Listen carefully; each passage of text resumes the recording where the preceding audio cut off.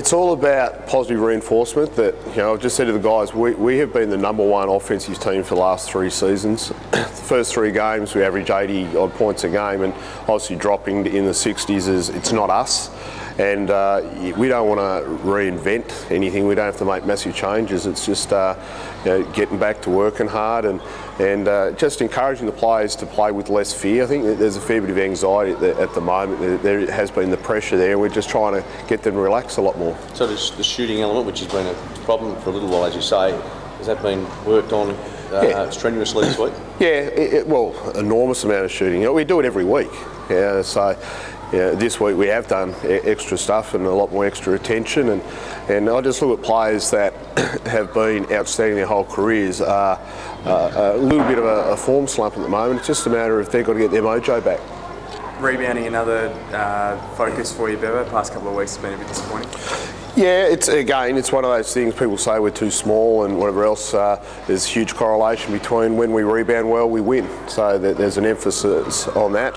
Last week, last 2 weeks, we've won the possession game, but we're just shooting the ball very poorly. So if we made an extra 2 shots in the last 2 games, we'd be 5-1. But right now, it's like, oh my God, you've lost those games. So you've got to keep things in perspective as well. We're not far off it. What's the key to beating New Zealand?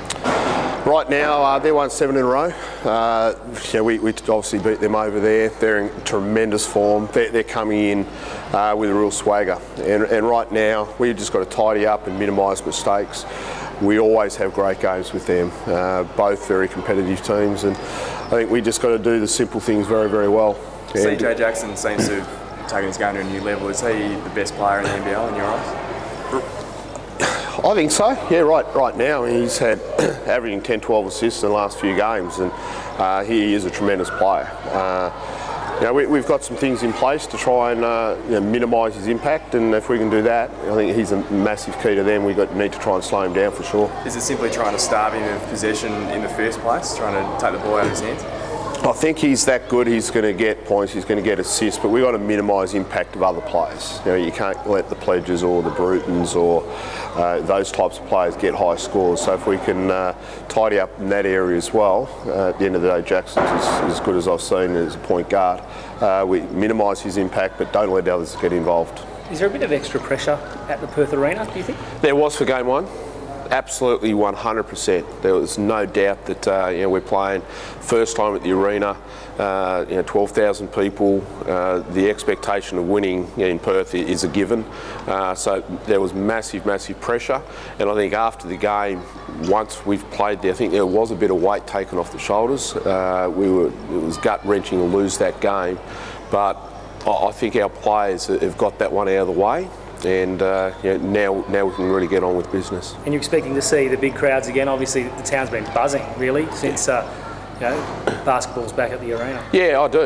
I think I don't know exact numbers, but I think we've got over 10,000 already, and it's the #1 versus 2 from last year. So I think that it's going to continue. You said you want to be supporting the players. Have you given the boys a bit of a rev up at training this week, though? Has it been just try and crack the whip? Yeah, I did. No, definitely Monday. I cracked the whip big time, and I thought it was a tremendous session. The way they competed, they got after it. I really got after them. Our finishing has been poor. There's been absolute sitters. So you should not be missing layups. You shouldn't be missing free throws. So I've been very, very hard on them from that perspective. But just reminding them that the shots that they've always taken that normally goes in, they're the ones they've got to take. A word on Townsville, Bevo, for Saturday night. How much do you focus on them this week as well? Right now, the focus isn't on New Zealand or it isn't on Townsville, it's on us. We've got to refine who we are as the Perth Wildcats. When we play our system of play, we are the best team in the league. I have no question. So that's been our emphasis. My biggest issue is we've got to fly out 7:15 the next morning. Got 12 hours travel up there and then play the next night. So my biggest concerns is how our body's going to recover after a brutal game on Thursday.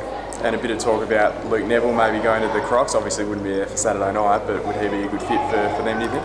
Oh, he's a tremendous guy.